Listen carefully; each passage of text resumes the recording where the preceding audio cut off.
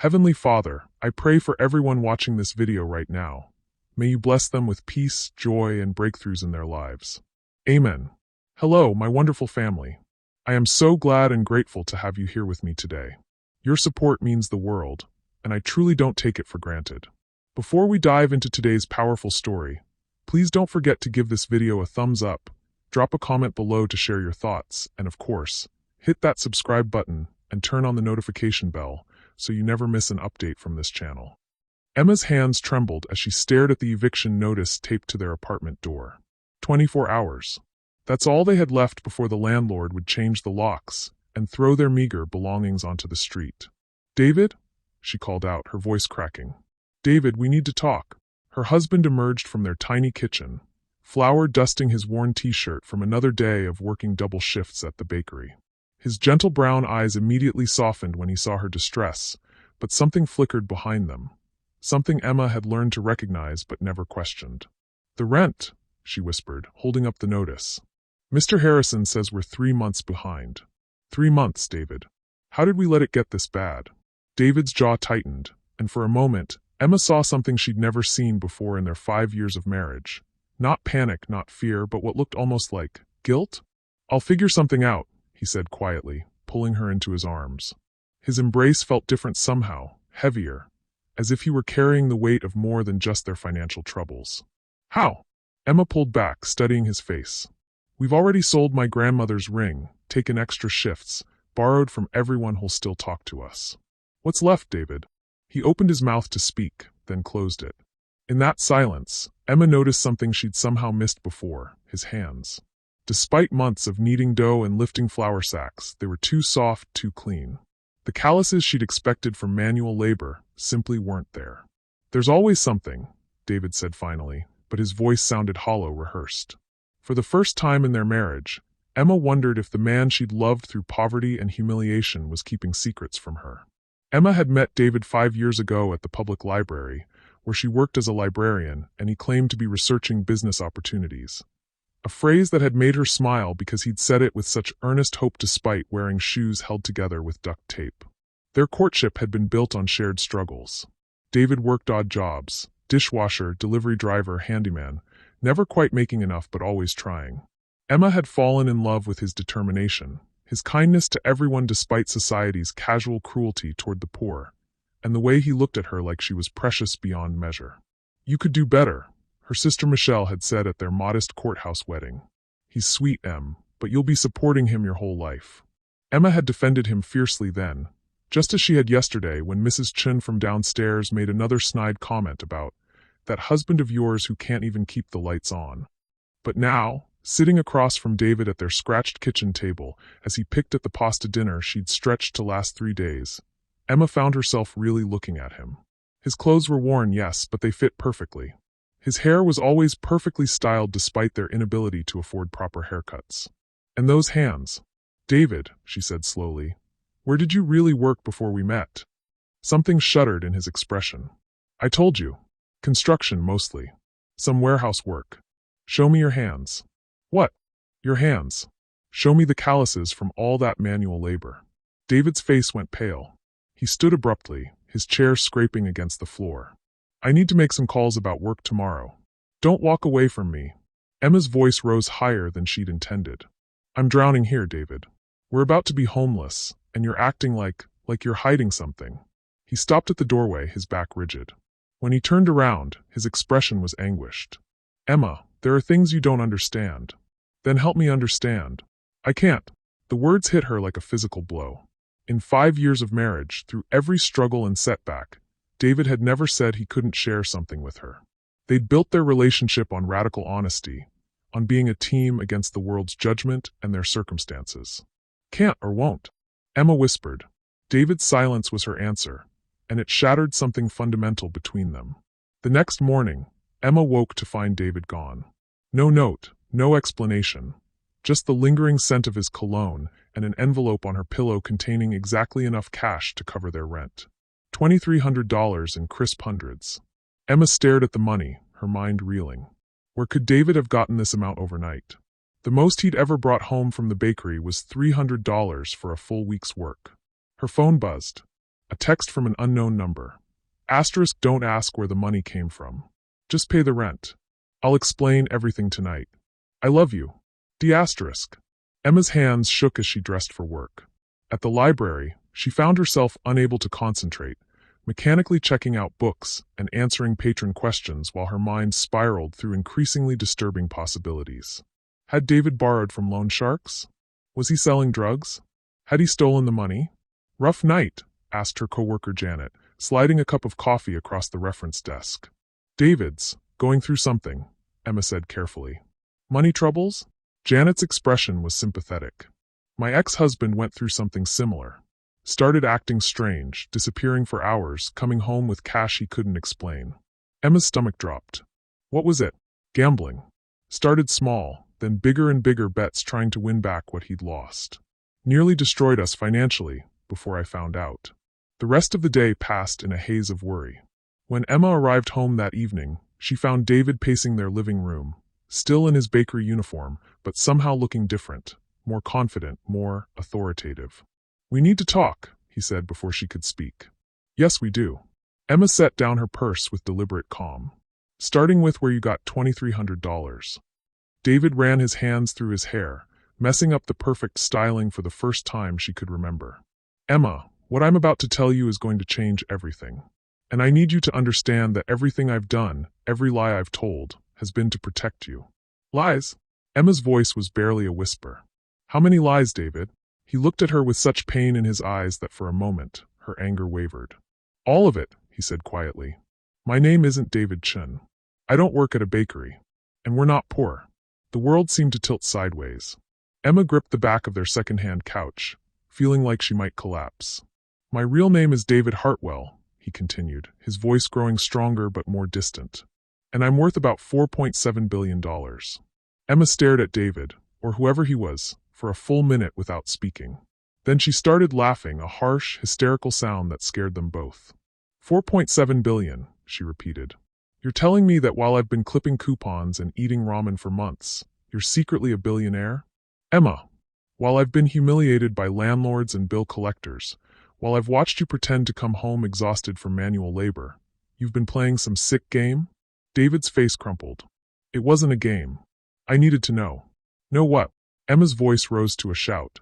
Know that I was stupid enough to love someone who could lie to my face for 5 years? Know that you loved me for who I am, not what I have. David shouted back, his careful composure finally cracking. Do you know what it's like to never know if someone wants you or your money? To have every relationship poisoned by doubt? Emma felt something cold settle in her chest. So you decided to poison ours with lies instead. The accusation hung between them like a blade. David sank onto their threadbare couch, suddenly looking older than his 32 years. My father built Hartwell Industries from nothing, he said quietly. Hotels, real estate, tech investments. When he died 3 years ago, I inherited everything. But I also inherited every person who'd ever tried to use him, every fake friend and fortune hunter who saw dollar signs instead of a human being. Emma remained standing, her arms crossed defensively. So you decided to test me. I decided to disappear. David's voice was raw. I gave my lawyers power of attorney over the business operations, created this identity, and tried to live a normal life. I wasn't testing you when we met, Emma. I was trying to escape. But you kept lying, even after we got married, because I fell in love with who I was when I was with you. David looked up at her, his eyes bright with unshed tears. I wasn't David Hartwell, the billionaire who couldn't trust anyone. I was just David, the guy who was lucky enough to be loved by the most incredible woman in the world. Emma felt her resolve wavering, but the betrayal cut too deep. I had a right to know. I was going to tell you, David said desperately. After our first anniversary, then our second, then. I kept finding reasons to wait. Because I knew that once you knew, everything would change. Everything has changed anyway, Emma said quietly. Because I don't know who you are. David stood slowly, reaching into his pocket. He pulled out a sleek smartphone, definitely not the cracked Android he'd been using, and showed her the screen. Bank accounts, investment portfolios, property holdings. The numbers were staggering. This is who I am, he said. David Hartwell, CEO of Hartwell Industries. But I'm also the man who learned to love you by making you breakfast every morning in our tiny kitchen. I'm both people, Emma. Emma stared at the phone, then at David's face. The bakery job? I volunteer there. The owner, Mr. Park, knows who I am. He lets me work for free because I needed normal. The struggling with bills? The eviction notice? David's face flushed with shame.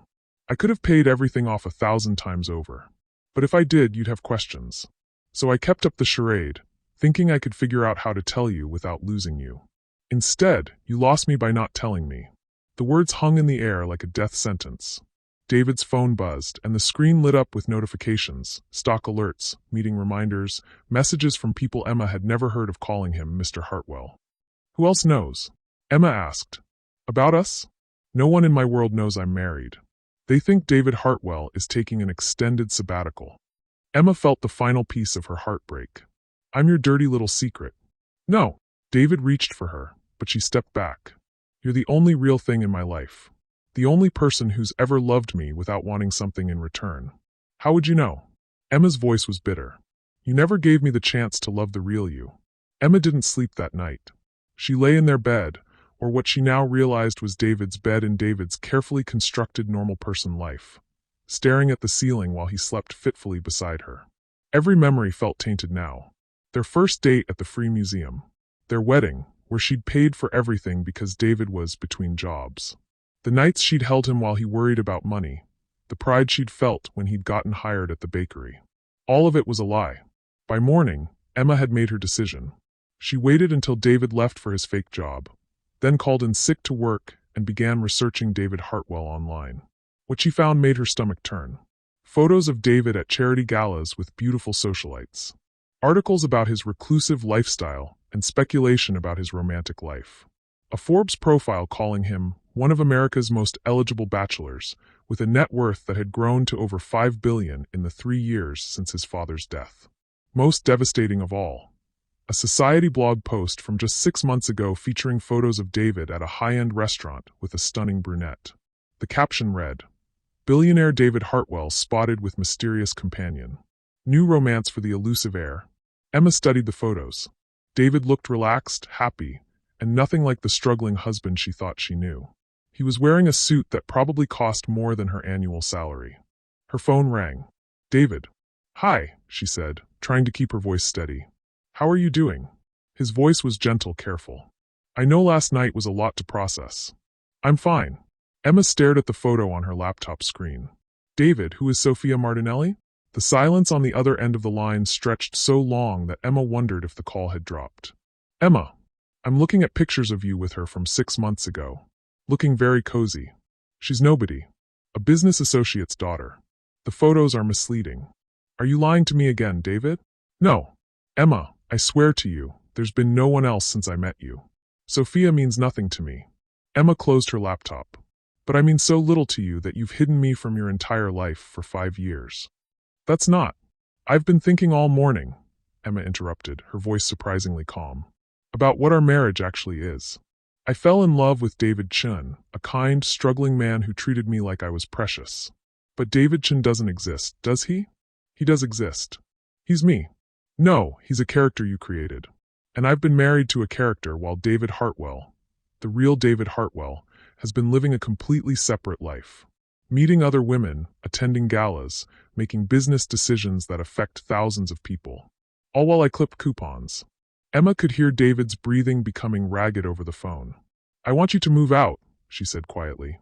"Emma, please. I need space to figure out who I actually married. Because right now I don't know." "Don't do this," David's voice broke. "Don't throw away 5 years. You threw them away the moment you decided I couldn't be trusted with the truth." Emma hung up and turned off her phone. For the first time since their conversation began, she allowed herself to cry. 3 days passed in a blur of silence. David had respected Emma's request and was staying somewhere. She didn't know where, and that ignorance felt like another betrayal. Did he have a penthouse apartment she'd never seen? A mansion? How many properties did her husband own that she knew nothing about? Emma had called in sick to work again, unable to face Janet's well-meaning questions, or the normalcy of helping patrons find books while her world imploded. On the 4th day, her sister Michelle showed up unannounced. "You look terrible," Michelle said, pushing past Emma into the apartment. "David called me. He's worried about you." "He called you?" Emma's voice was hoarse from crying. "What exactly did he tell you?"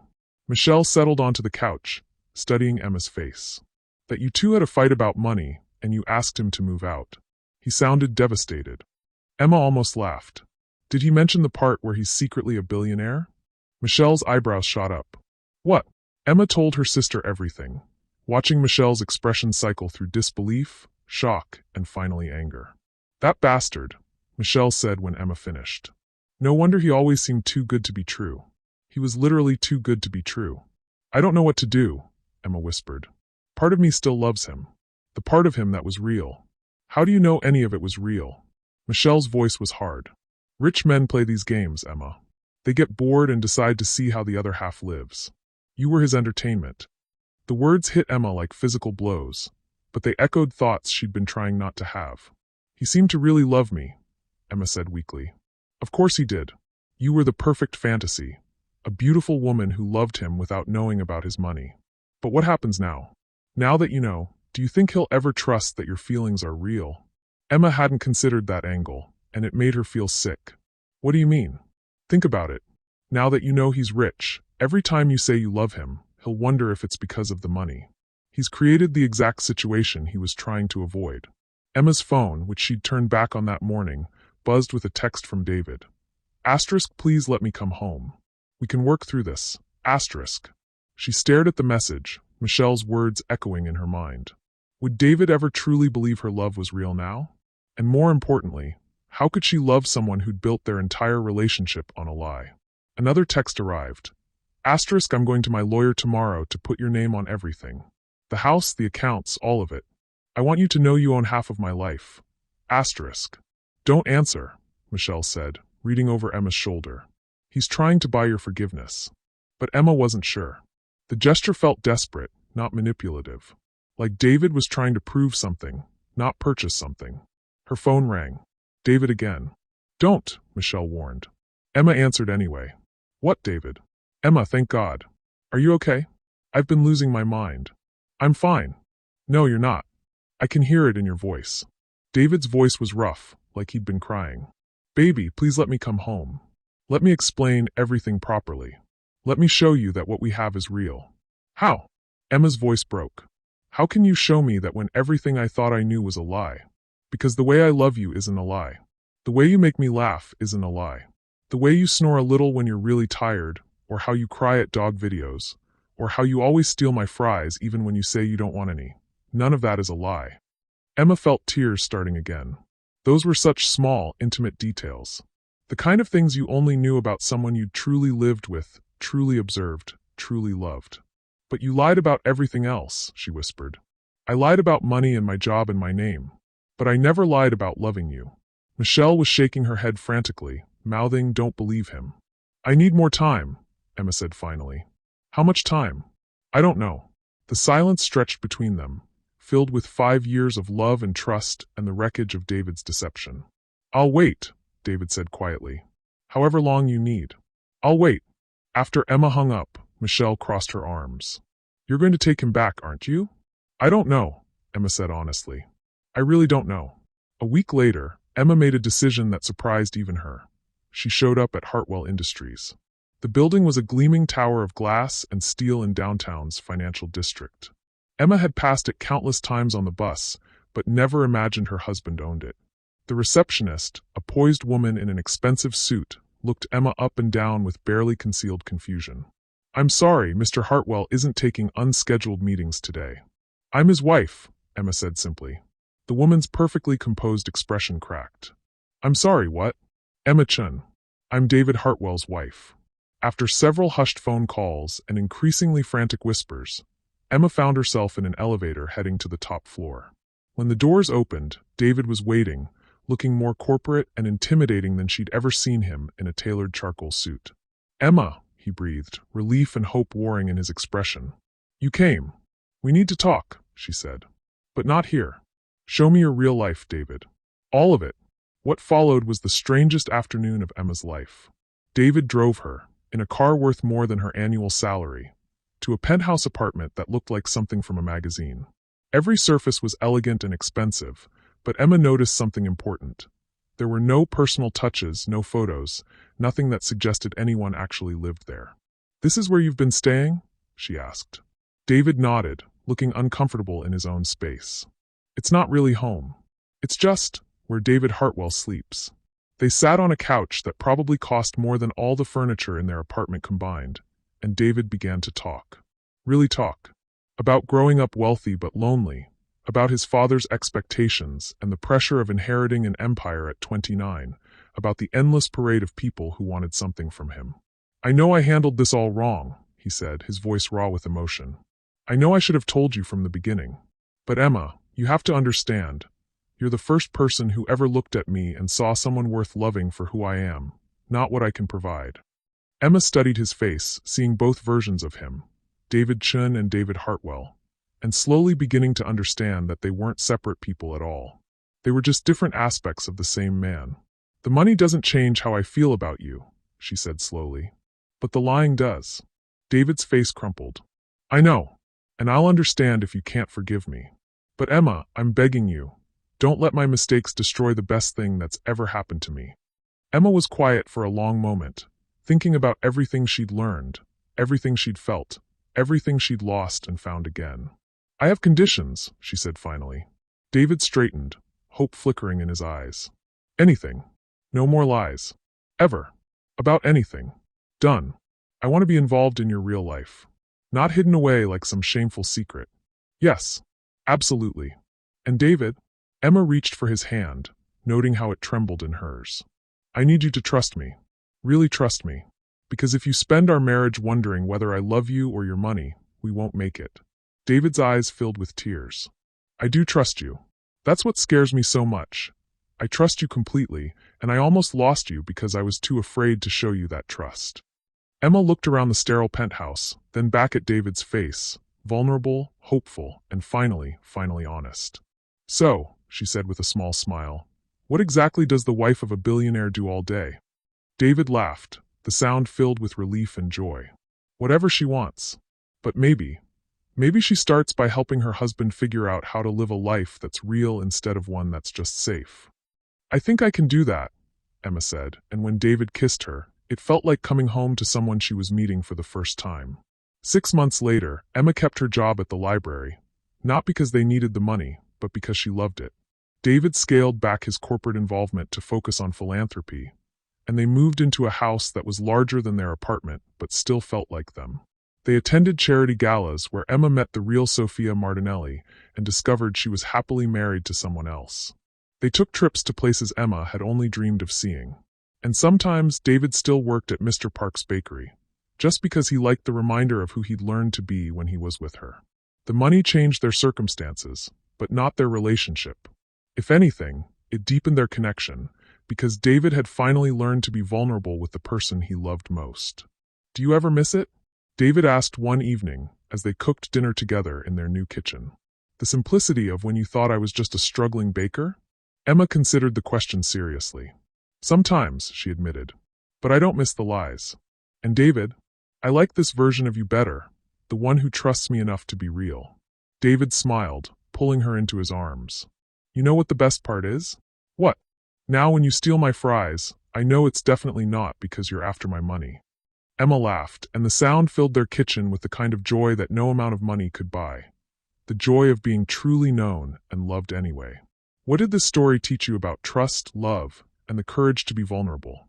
Share your thoughts in the comments, and don't forget to subscribe for more stories that will change how you see the world.